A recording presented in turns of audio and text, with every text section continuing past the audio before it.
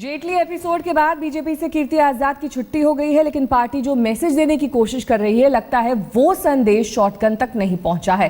दरअसल बिहार चुनाव में बीजेपी को बार बार शर्मिंदा करने वाले शत्रुघ्न सिन्हा इस बार आजाद के पक्ष में खुलकर बैटिंग कर रहे हैं। अब सवाल यही उठ रहा है कि क्या बीजेपी अध्यक्ष अगली चिट्ठी उनके नाम की लिखेंगे।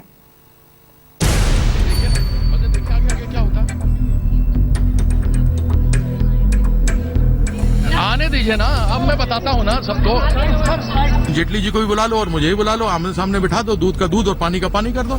लेकिन आपने तो चक्रव्यूह में फंसा के अभिमन्यु को मरवा दिया।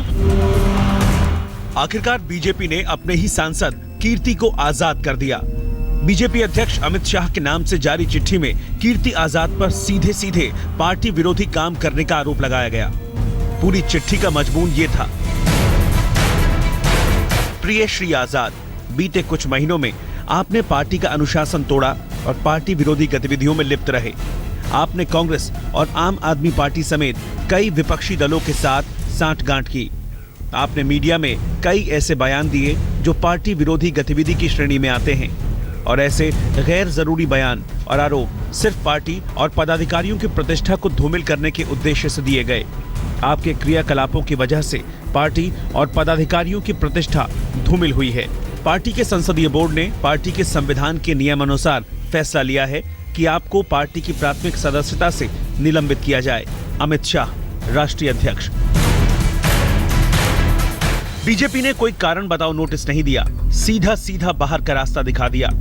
लेकिन कीर्ति आजाद के तेवर बदले नहीं।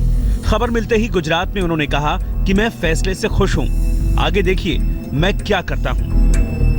अब तो मैं देखिए ना, मजे देखिए आगे आगे क्या होता है। आने दीजिए ना, अब मैं बताता हूँ ना सबको।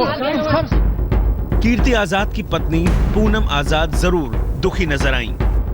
कि हम बहुत दुखी हैं और हमारे पास शब्द नहीं है, क्योंकि हमारा पूरा परिवार इसमें बहुत तकलीफ में है, बहुत दुखी है।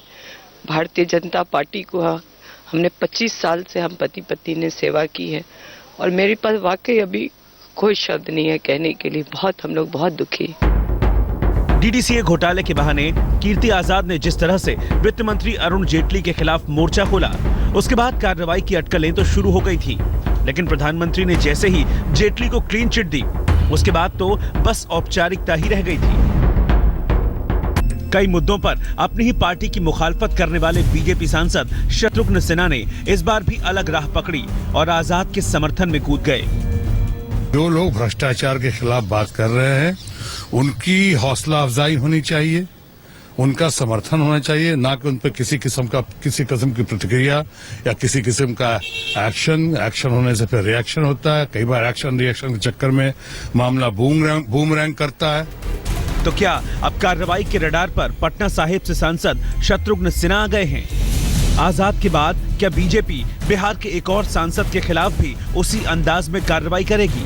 आज तक ब्यूरो। दिल्ली के प्रधान सचिव के खिलाफ सीबीआई की रेड की, जिसमें अब से कुछ देर पहले राजेंद्र कुमार सीबीआई के दफ्तर पहुंच गए।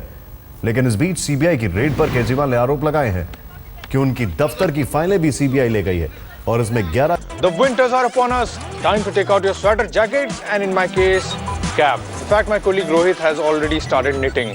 Now, Sony smartphones, I really like them, because they have their own design.